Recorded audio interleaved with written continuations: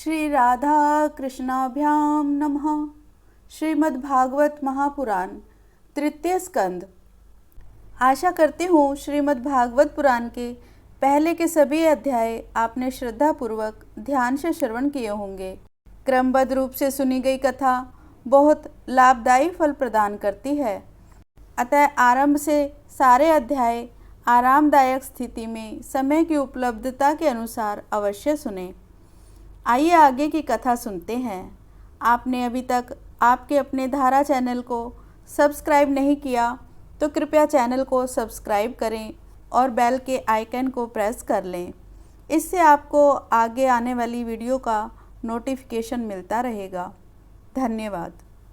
श्रीमद् भागवत पुराण के तृतीय स्कंद का पहला अध्याय।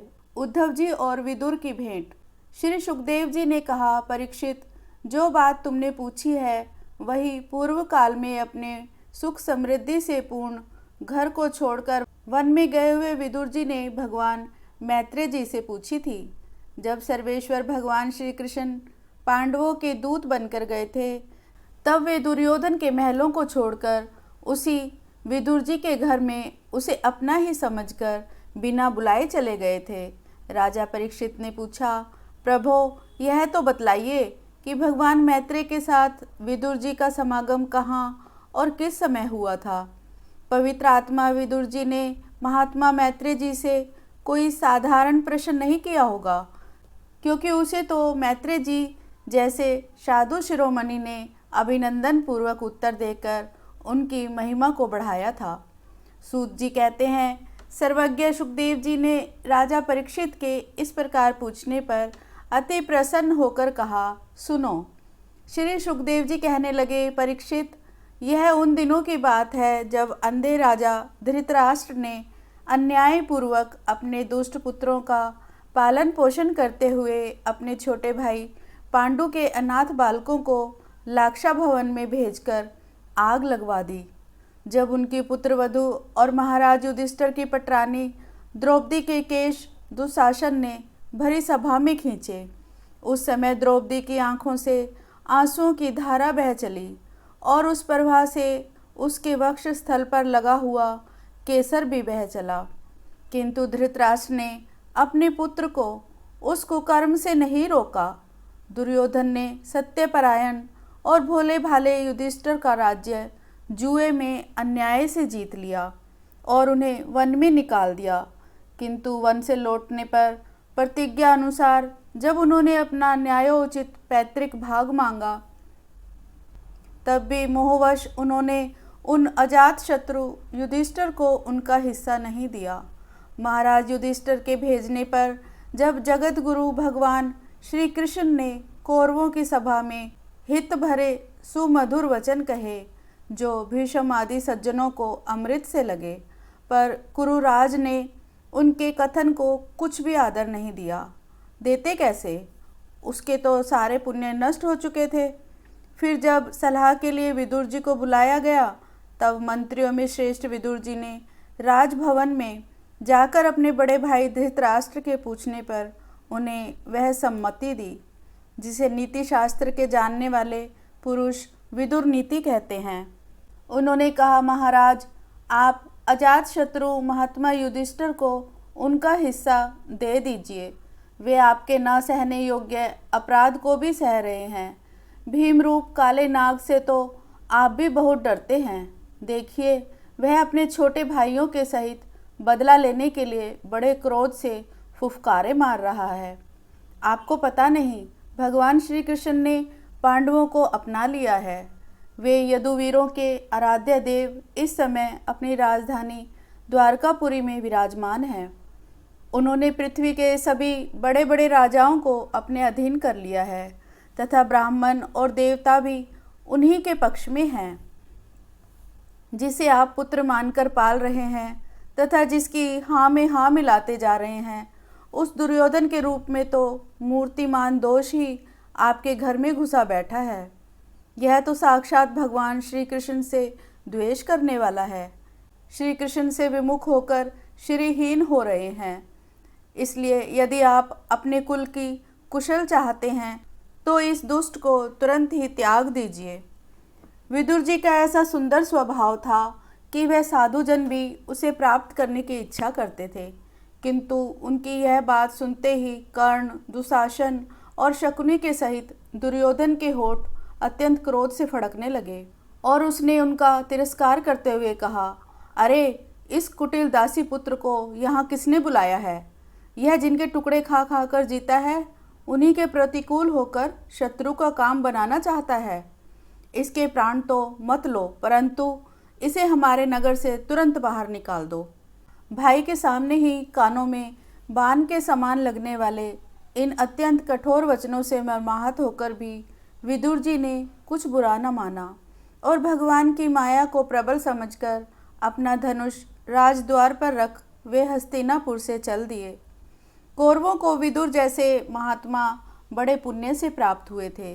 वे हस्तिनापुर से चलकर पुण्य करने की इच्छा से भूमंडल में तीर्थपाद भगवान के क्षेत्रों में विचरने लगे, जहाँ श्री हरि, ब्रह्मा, रुद्र, अनंत आदि अनेकों मूर्तियों के रूप में विराजमान हैं। जहाँ जहाँ भगवान की प्रतिमाओं से सुशोभित तीर्थ स्थान, नगर, पवित्र वन, पर्वत, निकुंज और निर्मल जल से भरे हुए नदी, सरोवर आदि थे, उन सभी स्थानों से वे अकेले ही विचरते रहे। वे अवधूत वेश में स्वच्छंदता पूर्वक पृथ्वी पर विचरते थे, जिसमें आत्मीय जन उन्हें पहचान न सके। वे शरीर को सजाते न थे, पवित्र और साधारण भोजन करते थे, शुद्ध वृत्ति से जीवन निर्वाह करते हुए, प्रत्येक तीर्थ में स्नान करते हुए, जमीन पर सोते और भगवान को प्रसन्न करने वाले व्रतों का पालन करते रहते थे। इस प्रकार भारतवर्ष में विचरते विचरते जब तक वे प्रभास क्षेत्र में पहुँचे, तब तक भगवान श्री कृष्ण की सहायता से महाराज युधिष्ठिर पृथ्वी का एक छत्र अखंड राज्य करने लगे थे। वहाँ उन्होंने अपने कौरव बंधुओं के विनाश का समाचार सुना, जो आपस की कलह के कारण परस्पर लड़ भिड़कर उसी प्रकार नष्ट हो गए थे, जैसे अपनी ही रगड़ से उत्पन्न हुई आग से बांसों का सारा जंगल जलकर खाक हो जाता है। यह सुनकर वे शोक करते हुए चुपचाप सरस्वती के तीर पर आए। वहाँ उन्होंने त्रित, उष्णा, मनु, पृथु, अग्नि, असित, वायु, सुदास, गो, गुह और श्राद्ध देव के नाम से प्रसिद्ध 11 तीर्थों का सेवन किया।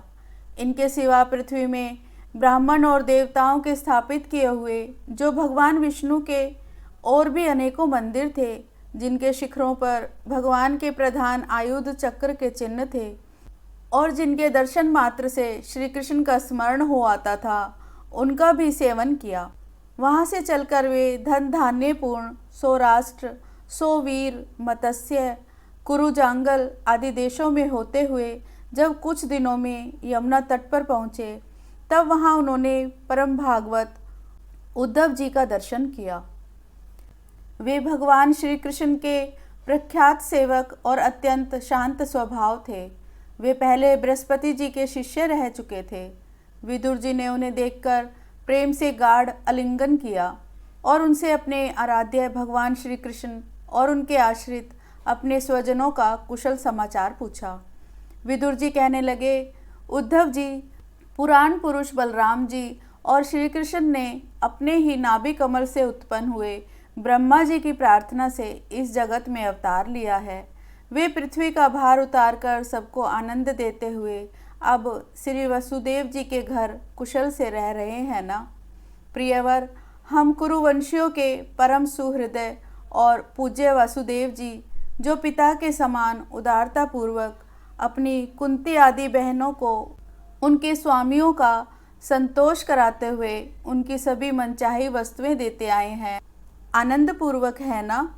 प्यारे उद्धव जी, यादवों के सेनापति वीरवर प्रद्युम्न जी तो प्रसन्न है ना, जो पूर्व जन्म में कामदेव थे तथा जिन्हें देवी रुक्मणी जी ने ब्राह्मणों की आराधना करके भगवान से प्राप्त किया था।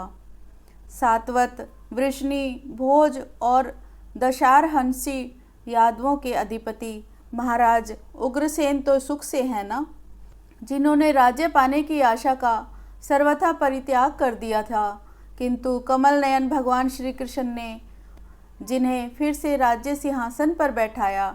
सौम्य अपने पिता श्री कृष्ण के समान समस्त रथियों में अग्रगण्य श्री कृष्ण तनय सांब सकुशल तो हैं। ये पहले पार्वती जी के द्वारा गर्भ में धारण किए हुए स्वामी कार्तिकेय हैं। अनेकों व्रत करके जामवंती ने इन्हें जन्म दिया था, जिन्होंने अर्जुन से रहस्य युक्त धनुर्विद्या की शिक्षा पाई है। वे सात्यकी तो कुशल पूर्वक हैं। वे भगवान श्री कृष्ण की सेवा से अनायास ही भगवत जनों की उस महान स्थिति पर पहुंच गए हैं जो बड़े बड़े योगियों को भी दुर्लभ है। भगवान के शरणागत निर्मल भक्त बुद्धिमान अक्रूर जी भी प्रसन्न है ना, जो श्री कृष्ण के चरण चिन्हों से अंकित व्रज के मार्ग की रज में प्रेम से अधीर होकर लौटने लगे थे। भोजवंशी देवक की पुत्री देवकी जी अच्छी तरह है ना, जो देव माता अदिति के समान ही साक्षात विष्णु भगवान की माता हैं। जैसे वेदत्रयी यज्ञ विस्तार रूप अर्थ को अपने मंत्रों में धारण किए रहती हैं, उसी प्रकार उन्होंने भगवान श्री कृष्ण को अपने गर्भ में धारण किया था। आप भक्तजनों की कामनाएं पूर्ण करने वाले भगवान अनिरुद्ध जी सुखपूर्वक है ना, जिन्हें शास्त्र वेदों के आदि कारण और अंतःकरण चतुष्टय के चौथे अंश मन के सौम्य स्वभाव उद्धव जी अपने हृदयेश्वर भगवान श्री कृष्ण का अनन्य भाव से अनुसरण करने वाले, जो हृदिक सत्य भामानंदन चारुदेशन और गद आदि अन्य भगवान के पुत्र हैं, वे सब भी कुशल पूर्वक है ना। महाराज युधिष्ठिर अपनी अर्जुन और श्री कृष्ण रूप दोनों भुजाओं की सहायता से धर्म मर्यादा का न्यायपूर्वक पालन करते हैं ना। मैं दानव की बनाई हुई सभा में इनके राज्य वैभव और दबदबे को देखकर दुर्योधन को बड़ा डहा हुआ था। अपराधियों के प्रति अत्यंत असहिष्णु भीमसेन ने सर्प के समान दीर्घकालीन क्रोध को छोड़ दिया है क्या? जब वे गदा युद्ध में तरह तरह के पैंतरे बदलते थे, तब उनके पैरों की धमक से धरती डोलने लगती थी। जिनके बाणों के जाल से छिपकर किरात वेशधारी अतएव किसी की पहचान में न आने वाले भगवान शंकर प्रसन्न हो गए थे। वे रथी और युद्धपतियों का सुयश बढ़ाने वाले गांडीवधारी अर्जुन तो प्रसन्न है ना। अब तो उनके सभी शत्रु शांत हो चुके होंगे, है ना। पलक जिस प्रकार नेत्रों की रक्षा करते हैं, उसी प्रकार कुंती के पुत्र युधिष्ठिर आदि जिनकी सर्वदा संभाल रखते हैं, कुंती ने ही जिनका लालन पोषण किया है, वे माद्री के यमज पुत्र नकुल सहदेव कुशल से तो है ना। उन्होंने युद्ध में शत्रु से अपना राज्य उसी प्रकार छीन लिया जैसे दो गरुड़ इंद्र के मुख से अमृत निकाल लाएं। अहो बेचारी कुंती तो राजऋषि श्रेष्ठ पांडु के वियोग में मृत प्रायसी होकर भी इन बालकों के लिए ही प्राण धारण किए हुए है। रथियों में श्रेष्ठ महाराजा पांडु ऐसे अनुपम वीर थे कि उन्होंने केवल एक धनुष लेकर ही अकेले चारों दिशाओं को जीत लिया था। सौम्य स्वभाव उद्धव जी, मुझे तो अधःपतन की ओर जाने वाले उन धृतराष्ट्र के लिए बार बार शोक होता है, जिन्होंने पांडवों के रूप में अपने परलोकवासी भाई पांडु से ही द्रोह किया तथा अपने पुत्रों की हाँ में हाँ मिलाकर अपने हित चिंतक मुझको भी नगर से निकलवा दिया।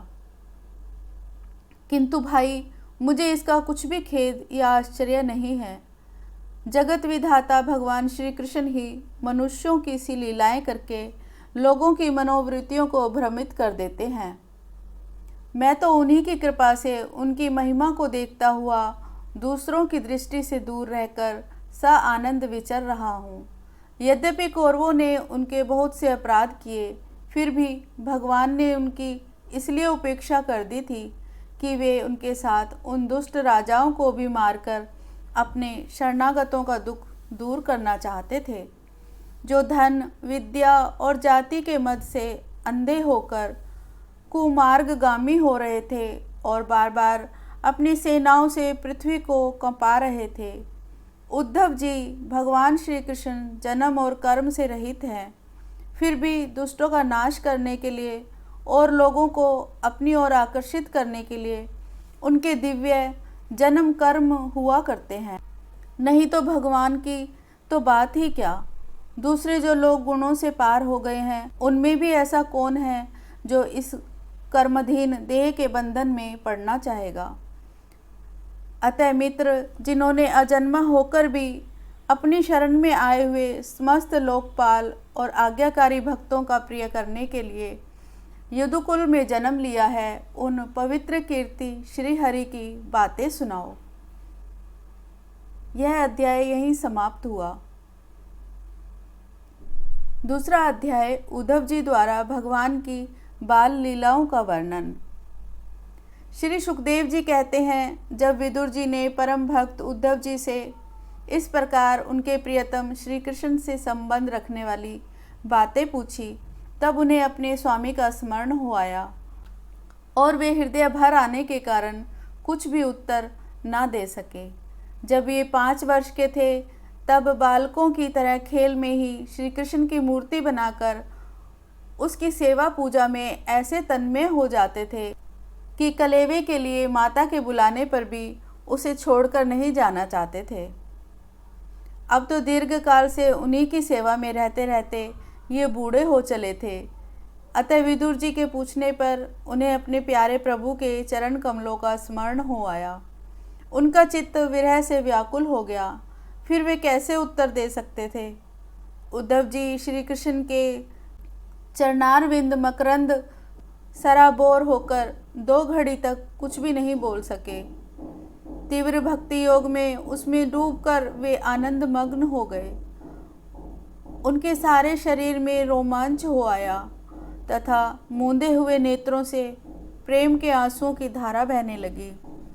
उद्धव जी को इस प्रकार प्रेम प्रवाह में डूबे हुए देखकर विदुर जी ने उन्हें कृतकृत्य माना। कुछ समय बाद जब उद्धव जी भगवान के प्रेम धाम से उतरकर पुनः धीरे धीरे संसार में आए, तब अपने नेत्रों को पोंछकर भगवत लीलाओं का स्मरण हो आने से विस्मित हो विदुर जी से इस प्रकार कहने लगे।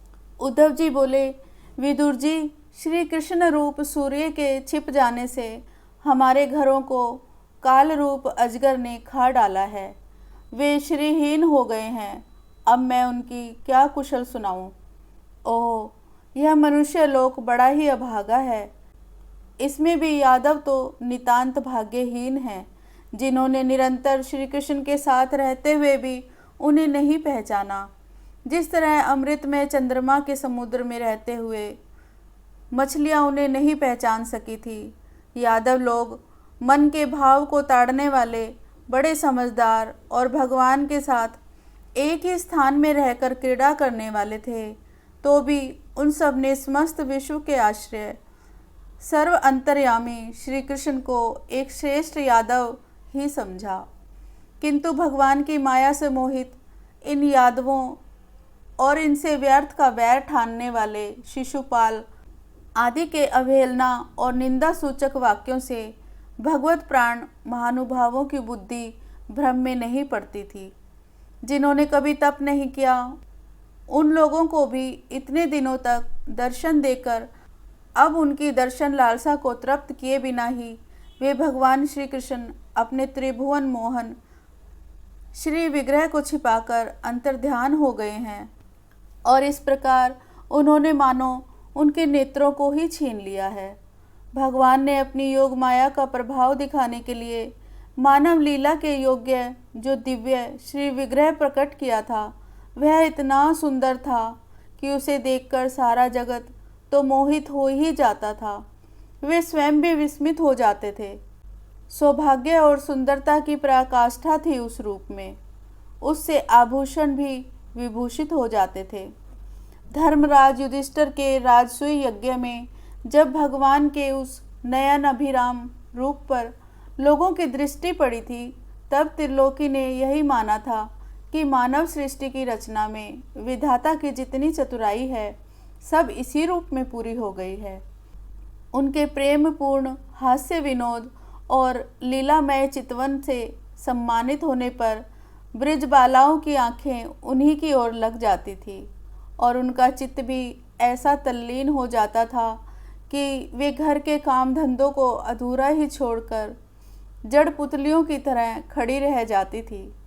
चराचर जगत और प्रकृति के स्वामी भगवान ने जब अपने शांत रूप महात्माओं को अपने ही घोर रूप असुरों से सताए जाते देखा, तब वे करुणा भाव से द्रवित हो गए और अजन्मा होने पर भी अपने अंश बलराम जी के साथ काष्ठ में अग्नि के समान प्रकट हुए। अजन्मा होकर भी वसुदेव जी के यहाँ जन्म लेने की लीला करना, सबको अभय देने वाले होने पर भी मानो कंस के भय से ब्रिज में जाकर छिप रहना और अनंत पराक्रमी होने पर भी काल्य यवन के सामने मथुरापुरी को छोड़कर भाग जाना, भगवान की ये लीलाएं याद आ आकर मुझे बेचैन कर डालती हैं। उन्होंने जो देवकी वसुदेव की चरण वंदना करके कहा था, पिताजी माताजी, कंस का बड़ा भय रहने के कारण मुझसे आपकी कोई सेवा न बन सकी। आप मेरे इस अपराध पर ध्यान न देकर मुझ पर प्रसन्न रहें। श्री कृष्ण की ये बातें जब याद आती हैं तब आज भी मेरा चित्त अत्यंत व्यथित हो जाता है। जिन्होंने काल रूप अपनी भ्रुकुटी विलास से ही पृथ्वी का सारा भार उतार दिया था, उन श्री कृष्ण के पाद पद्म पराग का सेवन करने वाला ऐसा कौन पुरुष है जो उसे भूल सके। आप लोगों ने राजसूय यज्ञ में प्रत्यक्ष ही देखा था कि श्री कृष्ण से द्वेष करने वाले शिशुपाल को वह सिद्धि मिल गई जिसके बड़े बड़े योगी भली भांति योग साधना करके स्प्रे करते रहते हैं। उनका विरह भला कौन सह सकता है। शिशुपाल के ही समान महाभारत युद्ध में जिन दूसरे योद्धाओं ने अपनी आँखों से भगवान श्री कृष्ण के नयन अभिराम मुख कमल का मकरंद पान करते हुए अर्जुन के बाणों से बींध कर प्राण त्याग दिया, वे पवित्र होकर सब के सब भगवान के परम धाम को प्राप्त हो गए। स्वयं भगवान श्री कृष्ण तीनों लोकों के अधीश्वर हैं। उनके समान भी कोई नहीं है, उनसे बढ़कर तो कौन होगा। वे अपने स्वतः सिद्ध ऐश्वर्य से ही सर्वदा पूर्ण काम हैं। इंद्र आदि असंख्य लोकपालगण नाना प्रकार की भेंटें ला लाकर अपने अपने मुकुटों के अग्रभाग से उनके चरण रखने की चौकी को प्रणाम किया करते हैं। विदुर जी वे ही भगवान श्री कृष्ण राज सिंहासन पर बैठे हुए उग्रसेन के सामने खड़े होकर निवेदन करते थे, देव हमारी प्रार्थना सुनिए।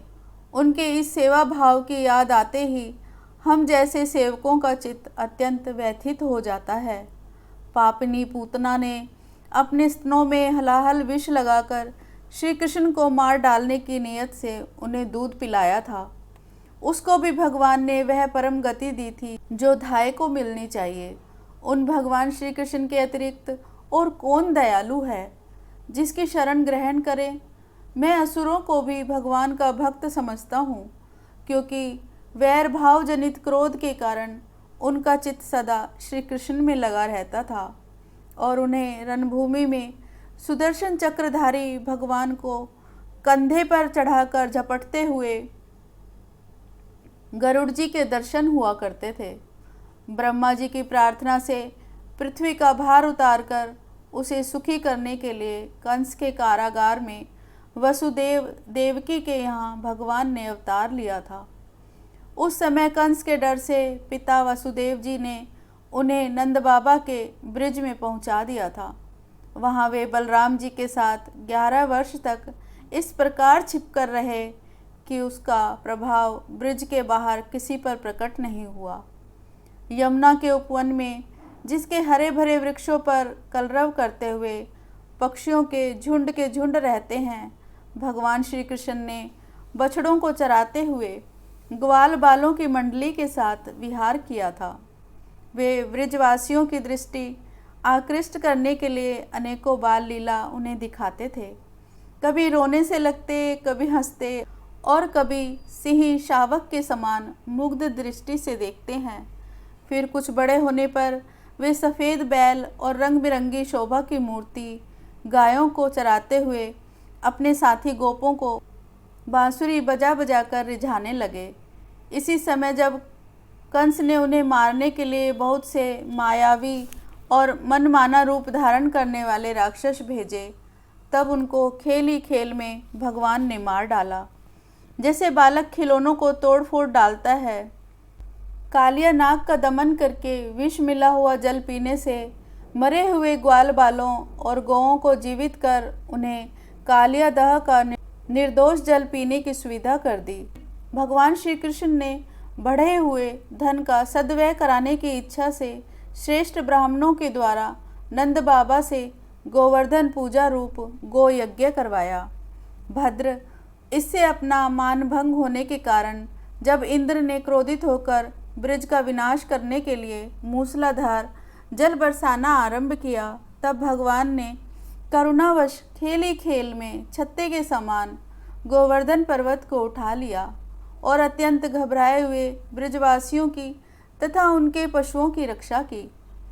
संध्या के समय जब सारे वृंदावन में शरद के चंद्रमा की चांदनी छिटक जाती, तब श्री कृष्ण उसका सम्मान करते हुए मधुर गान करते और गोपियों के मंडल की शोभा बढ़ाते हुए उनके साथ रास विहार करते। इस प्रकार द्वितीय अध्याय समाप्त हुआ। ओम श्री कृष्णाय नमः। कथा अभी जारी है।